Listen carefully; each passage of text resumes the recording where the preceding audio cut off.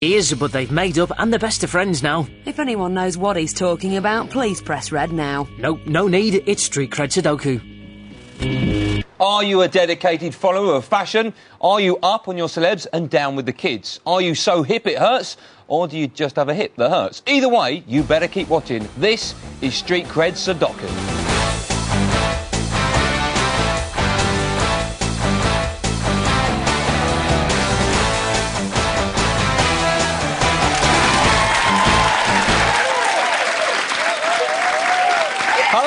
Welcome to Street Cred Sudoku, the show that dives headlong into popular culture and cracks its head on the bottom. In half an hour, we'll discover who knows the word on the street and whose cred is in the red. I'm Andy Goldstein, and as always, I have two team captains. The first one is the king of comedy. Ladies and gentlemen, please say a big hello to Robin Ince.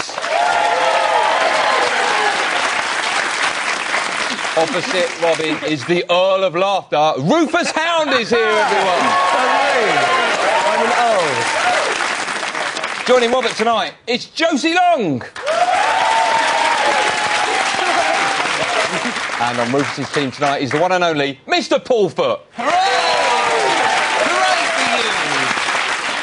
Now, this is how the show works. Over the next 4 rounds, I'll be asking our contestants questions, and for everyone they get right, they'll make a mark on our Sudoku scoreboard. Robin's colour is blue and Rufus's is orange, and over the course of the game, they'll be trying to colonise as many numbers on the board as possible. The team with the most of their colour on the board at the end of the show are declared the winners and are carried shoulder high back to their homes, while the losers will stay behind and stack the chairs. Luckily, they don't have to finish the Sudoku grid. That's where you come in. You can play at home by visiting this website and downloading it. The prize for this is, as always, the satisfaction of a task well done. And so on to round one, Got Your Number. Got Your Number is all about which celebrity's cred has gone up and which has gone down. Dotted around the board are some famous faces, and behind each one lurks a number. But what is the connection between the name and the number? Robin, you're first. Your celebrity is Chantel Houghton. I'm glad you told me that, to be quite honest. You wouldn't have got it, because immediately I thought it was that woman I keep having to chase away from my skip. The number is 300,000. There's that thing, a number of times she said, oh my God, on Big Brother.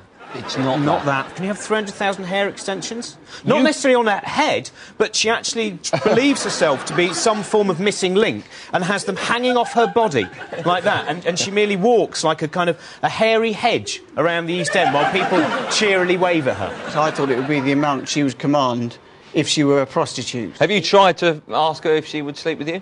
Yes. And how much did she quote you?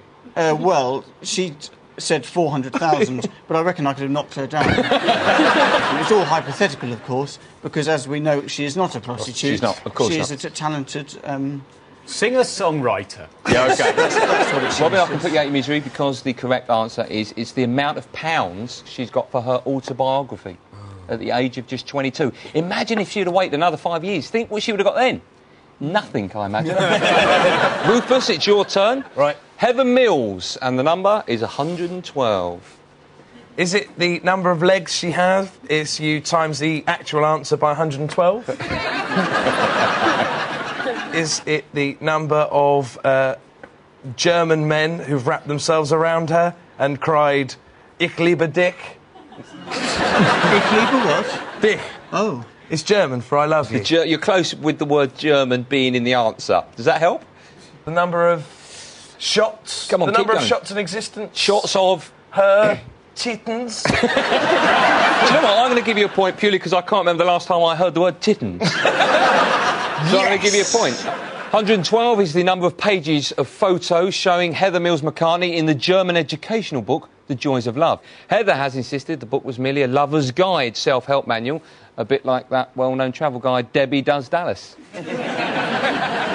Josie, this one is for you. Keith Richards and the number 8. Is it the number of times in his entire actual life that someone's gone to him, do you want a drink, Keith? And he's gone, oh, not today, cheers. I'll pass. Is it the number of times we had to take him up intensive care when he come to my birthday? Ruined it. Ruined it. Is it the number of times he said to someone, look, I'm just a 6-year-old man climbing up a coconut tree. What is the worst that could happen? The answer is he recently fell out of a tree which was 8 feet. Afterwards, he appeared confused, disorientated and incoherent. So no change there, then. And finally, Paul, let's see who you're playing with. It's Prince Philip, and the number is 496. Right. Is that the number of Chinese people he's upset this week?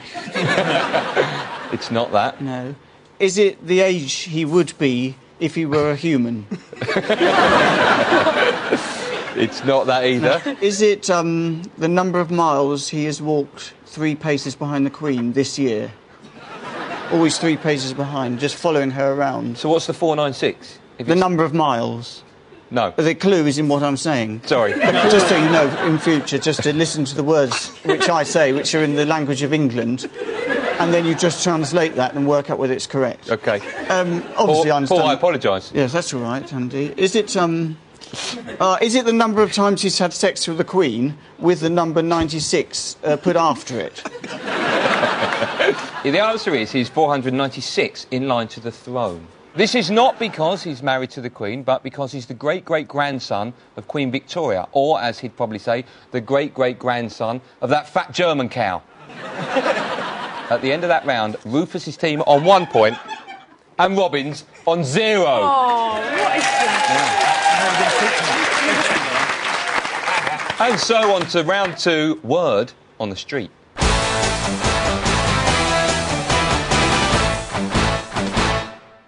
The word on the street is where our teams get to show off the breadth or indeed the limitations of their street vocab. Each team gets a street word or phrase and has to offer 2 different definitions. All the other team have to do is work out which one is the correct definition.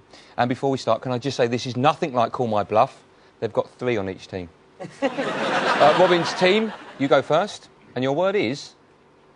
Furkid. That's your word. Rufus and Paul, please give us your definitions. Jerry Halliwell, Paris Hilton, Sharon Osbourne, what do they all have in common? Well, apart from all being proud owners of a vagina, in Jerry Halliwell's case, 2, they are forever associated with their love of pets. But with their millionaire lifestyles and their love of the finer things, celebrities often spoil their 4-legged companions. So a furkid is a pet that is pampered so much that it's treated more like a baby than an animal. A fur kid. A fur kid. OK. Paul? May I first of all say that definition was incorrect. This is the correct definition. Oh, mind games. Don't get that on Call My Bluff, you know. The word furkid is an adjective, and it means broken. It's very simple. It just means broken. It could be used, for example, in the following phrases. Oh, don't use that vase. It's completely furkid. So it's very simple. It means broken. OK, good stuff. Do you think I could get on Call My Bluff? Because it's a slightly higher fee, isn't it? Right, I'm undoubtedly going to go for, even though both of them sound nonsense, your one's too specific and obvious, your one you've just been throwing us with use of your hair, and the fact that I'm always wooed by you slightly, Paul, because you look like the son of the child catch from Chitty Chitty Bang Bang. We'll find out who is the who's lying. Yes. It was Rufus Hound, yeah. We got there in the end. Yes, a fur kid is indeed a pet that's treated more like a child. Bad news if you were, say, Gary Glitter's dog. Rufus's team, here is your street slang phrase.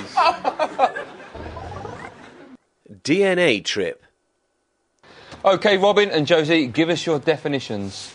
All right, then, here's your definition. It's very simple. 3 months after an ill-advised one-night stand. This is the worrying journey to the doctors for a test to establish whether the child is yours. Obviously, it does not have to be a doctor's. It can also be the studio of Trisha or any other daytime show, wherever you think you'll get the best professional help. Anglia Television or a doctor, I just don't know. So it's basically, if you imagine, the kind of people who end up and you see them on television and you think in the old days you'd have to pay a shilling and go into a tent to see someone like that, finding out whether it's their child. Josie? The act of pushing your beliefs and traditions onto others when you should actually just get off my back, because the fact is, it's perfectly fine to cut your own hair. It doesn't make me look like some kind of unisex retard. OK, Could you possibly relate your answer to the actual word? DNA trip. Brilliant. Colon. The act of pushing your beliefs and traditions onto others. Well, it's obviously not Josie's, is it? I mean, it's a load of rubbish. It doesn't seem to have any real relation to DNA trip. Robin's answer is the correct one. You going for Robin? Well, let's see who's been lying and when they ought to have been telling the truth. And it is... You're fun, you're an idiot.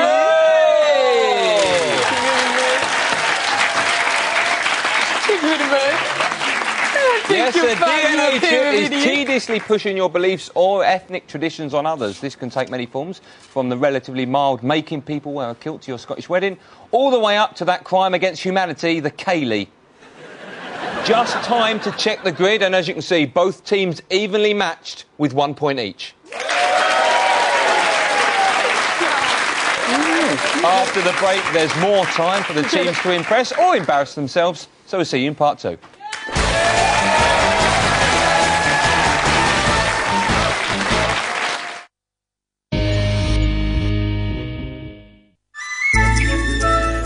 Join me, Nick Hancock, to look at the lighter side of you.